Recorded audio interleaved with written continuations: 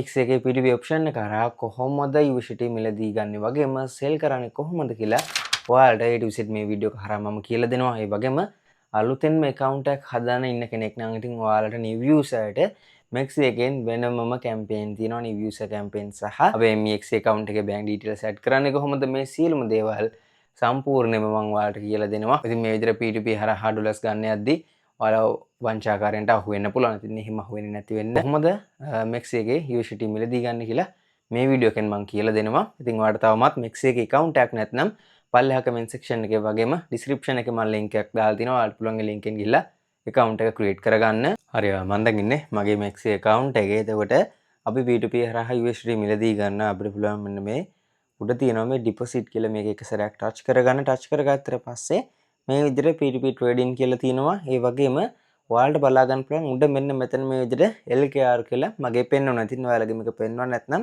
මෙතනදිම ඔයාලට මේක touch කරගන්න පුළුවන්. touch කරගෙන මෙන්න මෙතනදී අපිට මේ විදිහට LKR කියලා search කරගන්න පුළුවන්. එතකොට මේ විදිහට LKR පෙන්වනවා ඔයාලගේ. ඊට පස්සේ මෙතනදී P2P trading කියන එක ඔයාලා touch කරගන්න. ඉතින් ඒ විදිහට touch කරගත්තට පස්සේ ඔයාලට මේ වෙද්දී USDT rate එක බලා ගන්න පුළුවන්. ඒ කියන්නේ USDT එකක් මේ විදිහට රුපියල් 322ක් වෙනවා.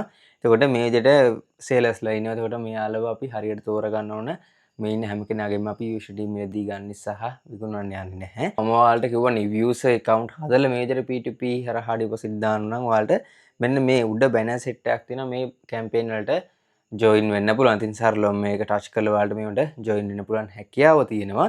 ඉතින් මෙතනදී මේ විදිහට register now කියන එක දෙන්න තියෙන්නේ. එතකොට ඔයා account එක හදලා මේ විදිහට P2P හරහා USDT මිලදී ගත්තොත් ඉතින් ඔයාලට මේ campaign හරහා reward එකක් ගන්න පුළුවන් අවස්ථාව තියෙනවා. අපි මෙතනදී මුලින්ම අපේ account එක set up කරගෙන ඉමු. bank details එහෙම අපි add කරගෙන ඉමු මුලින්ම. ඉතින් මෙතනදී මේ කියන තැන මම මෙතන touch කරගන්නවා. touch කරගත්තට පස්සේ අනිවාර්යයෙන්ම ඔයාලගේ account එකේ KYC ATA වල ටික කරගන්න. මෙතනදී payment method කියලා තියෙනවා. මෙන්න මේ payment method කියන එක එක සැරයක් ඔයාලා touch කරගන්න. touch කරගත්තට පස්සේ මෙතනදී LKR කියලා තියෙනවා. ඊට පස්සේ payment method එක ඔයාලා මෙතනදී touch කරලා අපිට අවශ්‍ය වෙන්නේ bank transfer නේ. එතකොට මෙන්න මෙතනදී මේ bank transfer කියන එක ඔයාලා මේ විදිහට select කරගන්න අවශ්‍යයි.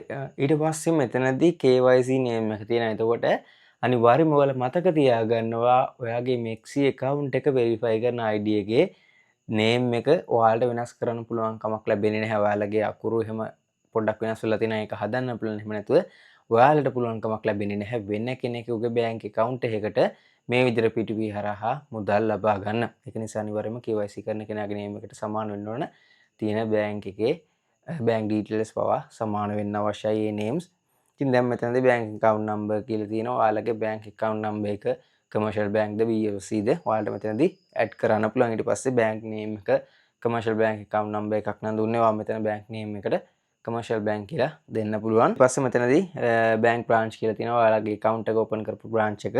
ඒත් එක්ක මේ පහළ තියෙන එක දෙන්න අවශ්‍ය වෙන්නේ නැහැ. ඔයාලා මේ details ටික fill කරගෙන මෙතනදී add කියන එක ලබා දෙන්න. ඔයාලගේ මේ details ටික add වෙනවා account එකට. දැන් අපි බලමු කොහොමද මේ Maxi එකේ P2P වල seller කෙනෙක් තෝරගන්න කියලා. ඉතින් මෙතනදී ඔයාලා අනිවාර්යයෙන්ම මේ payment කියන තැන touch කරගන්න. එක සැරයක් මෙතන touch කරගෙන ඔයාලා මුලින්ම search කරගන්න bank transfer කියන එක. ඊට පස්සේ දීලා මේ විදිහට confirm කියන එක ලබා දුන්නාට පස්සේ මේ විදිහට bank transfer කරන්න පුළුවන්. ඔය තියෙන ads ප්‍රමාණය පෙන්වනවා. මේ වීඩියෝ එක මම රෙකෝඩ් කරන්න පාන්දර 1 විතර වෙලා. ඒකට ලංකාවේ ගොඩක් අය මේ time එකේ ads දාලා තිනවා ගොඩක් අඩුයි. ඒක නිසා තමයි මේ ads දෙකක් වගේ පෙන්වන්නේ. ඔයාලා ගිහිල්ලා බලනකොට ads මීට වැඩි ප්‍රමාණයක් තියෙන පුළුවන්. ඒක ගැටලුවක් වෙන්නේ නැහැ. ඔයාලට හරියටම කොහොමද හොඳ seller කෙනෙක් තෝරගන්න කියලා මම ඔයාලට කියලා දෙන්නම්. USDT එකක් වෙනවා රුපියල් 322ක්. ඒ වගේම පහළ ඉන්න කෙනාගේ 326ක් වෙනවා USDT එකක්. එතකොට මේ විදියට කෙනෙක් හිටිය කියලා අපි ආව එකපාරට තෝරගන්නේ නැහැ. මෙතනදී අපිට මෙයාගේ මේ profile එක touch කරලා බලන්න පුළුවන්. ඉතින් මෙතනට ගියාට පස්සේ මේ විදිහට යාගේ details අපිට බලා ගන්න පුළුවන්. මෙතනදී දවස් 30ක් ඇතුළත යා කරපු transaction ප්‍රමාණය වගේම review කියන තැනට යන්න පුළුවන්. එතකොට review එකක් තමයි තියෙන එක හොඳයි කියලා තමයි තියෙන. ඉතින් මේ review එකක් තිබුණා කියලා අපි ඒ කෙනාව තෝරගන්නේ නැහැ. ඉතින් මෙතනදී අපිට තවත් මේ විදිහට ad එකක් තියෙනවා. ඉතින් මම මේ ad එක touch කරනවා. යාගේ 326ක් තමයි USDT එකක rate එක මම දාලා තියෙන. එතකොට මෙතනදී ඔයාලට බලා ගන්න පුළුවන් review වලට ගියොත් මෙයාගේ review 3ක් තමයි තියෙන. එතකොට මෙයා ගොඩක් හොඳයි කියලා තමයි මේ review 3ේම දාලා තියෙන්නේ. එතකොට මෙතනදී බලා ගන්න පුළුවන් මේ විදිහේ badge එකක් මෙයාගේ තියෙනවා. එතකොට මෙතනදී මේ බෑජ් එක ටච් කරාට පස්සේ බලා ගන්න පුළුවන් verified merchant කෙනෙක් විදියට ඉන්නවා කියලා තියෙනවා. එතකොට මෙතනදී view others කියන එක දෙන්න පුළුවන්. එතකොට මෙතන ඉහළින්ම තියෙන මේ bis merchant කියන එක මේ වගේ බෑජ් තියෙන අය තෝරගන්න කියන එක තමයි මම ඔයාලට recommend කරන්නේ. මොකද එයාලා top level ඉන්න අය. ඒත් එක්කම ඔයාලා කවුරු වුණත් අනිවාර්යයෙන්ම ගිහිල්ලා රිවිව් බලන්න. දැන් එතකොට මේ තියෙන ඇඩ්ස් දෙකක් නිසා මෙයාලගේ ටිකක් අඩු රිවිව් ප්‍රමාණයක් තමයි මට පෙන්වන්නේ. එතකොට මේ විදිහට අඩු රිවිව් ප්‍රමාණයක් තියෙන කෙනෙක් තෝරගන්නත් එපා. ටිකක් හොඳ රිවිව් ප්‍රමාණයක් තියෙන කෙනෙක් ඔයාලා තෝරගන්න. දැන් එතකොට මම මේ buy කියන එකේ තමයිනේ sell කියන පැත්තට ආවත්. ඉතින් මේ විදිහට sell තියෙන ads බලන්න පුළුවන්. මේ විදිහට මම කෙනෙක් touch කරගන්නවා. රිවිව් වලට ගියට පස්සේ යාගේ reviews 104ක් තියෙනවා. අපි මේ විදිහට රිවිව් කියන එක touch කරගන්නවා. එතකොට 95ක්ම යාගේ ගොඩක් හොඳ රිවිව් තමයි තියෙන්නේ. ඉතින් 9ක් තමයි bad රිවිව් තියෙන්නේ. අපිට මේ වගේ කෙනෙක් තෝරගන්නත් පුළුවන් හැකියාව තියෙනවා. ඒ අවස්ථාවේදී අපිට සෙල් කරන්න කෙනෙක් තෝරගන්න. නැත්නම් ඉතින් අර වැඩි රිවිව් ප්‍රමාණයක් තියෙන අඩු බෑඩ් රිවිව් ප්‍රමාණයක් තියෙන කෙනෙක් තමයි මම ඔයාලට තෝරගන්න කියලා රෙකමන්ඩ් කරන්නේ. ඒ වගේම කොහොමද USDT buy කරන්නේ දැන් අපි බලමු. දැන් මෙතනදී තියෙන රේට් එක 322යි. මෙතනදී ලිමිට් එකක් තියෙනවා. ඔයාලට මෙතන පහළ බලා ගන්න පුළුවන්. මෙයා ගාව available USDT 100ක් තියෙනවා. ලිමිට් එක රුපියල් 5000 සිට 30200 දක්වා තමයි ගන්න පුළුවන්. එතකොට අර රුපියල් 1000ක USDT අවශ්‍යයි කියලා හිතන්නකෝ. එතකොට ඔයාට මෙතනදී මේ කෙනාගෙන් ගන්න පුළුවන් කමක් ලැබෙන්නේ නැහැ. මොකද මෙයා අවම දෙන්නේ රුපියල් 5000 සිට USDT. එහෙනම් මේ පහළ කෙනා බලන්න පහළ කෙනා දෙන්නේ අවම රුපියල් 2000 සිට USDT. ඒකට මෙතනදී මට ඔයාලට පෙන්වන්න තව ඇඩ් එකක් නැහැ. ඉතින් මේ ඇඩ් එකේ අපි මිනිමම් ගන්න රුපියල් 2000 උදාහරණයක් ගමුකෝ. ඒකට මෙතනදී මේ buy කියන එක දෙනවා. ඉතින් මේ buy කියන එක දෙන්න කලින් අනිවාර්යයෙන්ම review අපි check කරලා බලනවා. දැන් මෙතනදී අපිට LKR වලින් amount එක දෙන්න පුළුවන්. මට 2500ක ඕන කියලා හිතමුකෝ රුපියල්. මට රුපියල් 2500ට USD 77.65ක ප්‍රමාණයක් ගන්න පුළුවන් හැකියාව තියෙනවා. ඉතින් දැන් මෙතනදී අපිට කිසි fee එකක් යන්නේ නැහැ මේ විදිහට මිලදී ගන්න. buy USDT කියන එක ඔයා touch කරගන්න. ඉතින් ඊට පස්සේ ඔයා මෙන්න මේ වගේ ඉන්ටර්ෆේස් එකකට එනවා. ඉතින් මෙතනදී ඔයාලා අනිවාර්යෙන් මතක තියාගන්න ඔයාලට විනාඩි 15ක කාලයක් විතරයි මේ buy or sell load එකක් දෑවතින් තියෙන. ඉතින් මේ විනාඩි 15 ඇතුළත අනිවාර්යයෙන්ම ඔයා payment එක කරනවා නම් payment එක කරලා අනිවාර්යෙන් මේ pay කියන එක touch කරන්න අවශ්‍යයි. ඉතින් මෙතනදී මේ chat කියන තැනට ගිහිල්ලා මට මැසේජ් එකක් දාන්න පුළුවන් හැකියාව තියෙනවා. ඔයාලට පුළුවන් මෙන්න මෙතනදී මේ pay කියලා තියෙනවා. මේක touch කරගන්න. කරගත්තට පස්සේ ඔයාලා මෙතනදී ඔයාලට name එක සහ දාන්න අවශ්‍ය amount එක මෙතන පෙන්නනවා. ඊට පස්සේ bank account number, bank name මේ දේවල් පෙන්නනවා. ඔයා මුලින් සල්ලි දාලා ඊට පස්සේ තමයි මේ I have paid කියන එක touch කරන්න අවශ්‍ය වෙන්නේ. ඔයාලට පුළුවන් ඔයාගේ online bank එකෙන් ඔයා සල්ලි දාලා පස්සේ ඔයාට slip එක ගන්න පුළුවන් නේ. එහෙම නැත්නම් PDF එකක් විදිහට ගන්න පුළුවන්. මේක අරගෙන ඔයාලට පුළුවන් chat option එකට ගිහලා upload කරන්න. upload කරලා I have paid කියන එක ලබා දෙන්න මේ විනාඩි 15 ඇතුළත. එතකොට මේ විනාඩි 15 ඇතුළත ඔයාට payment එක කරන්න ඔයා payment එක කරලා ඔයාට මේ I have paid කියන එක දෙන්න බැරිනොත් order එක cancel වෙනවා. එතකොට ඔයාට ඩොලර්ස් ලැබෙන්නේ නැහැ. එතකොට ඔයාට ආයෙත් ඩොලර්ස් ටික ගන්න පුළුවන්. ඒක කොහොමද කියලාත් මම ඔයාට ඉදිරියේදී කියලා දෙනවා. ඉතින් මේ විදිහට තමයි අපිට USDT මිලදී ගන්න තියෙන්නේ. මේ විදිහට නේ bank details වලට මේ අදාළ මුදල දාලා අපිට ගන්න පුළුවන්. විදිහට ඔයාලට order එකක් දාගත්තට පස්සේ මේ orders කියන තැනට ගියට පස්සේ ඔයාලගේ order එක පෙන්වනවා. ඉතින් ඒ වගේම sell කියන තැනට ආවට පස්සේ ඔයාලට ඔයාලා ගාව තියෙන USDT sell කරලා වලින් මම කියලා දුන්නා bank details add කරන විදිය අන්න එතනදී add කරගත්ත bank account එකට අපේ මුදල් ගන්න පුළුවන්. මෙම රුපියල් 3000 සිට අපිට USDT දීලා මුදල් ගන්න පුළුවන්. මෙතන sell කියන එක මම touch කරගන්නවා. හරි touch කරගත්තට පස්සේ එතන ටිකක් interface එක වෙනස් වෙනවා. මෙතනදී අපේ balance එක 0 තමයි පෙන්වන්නේ. ඉතින් මෙතනදී ඔයාලට බලා ගන්න පුළුවන් මෙන්න මේ transfer කියලා තියෙනවා මේ දකුණු පැත්තෙන් පහළින්. ඉතින් මෙන්න මේ transfer කියන එක touch කරගන්න.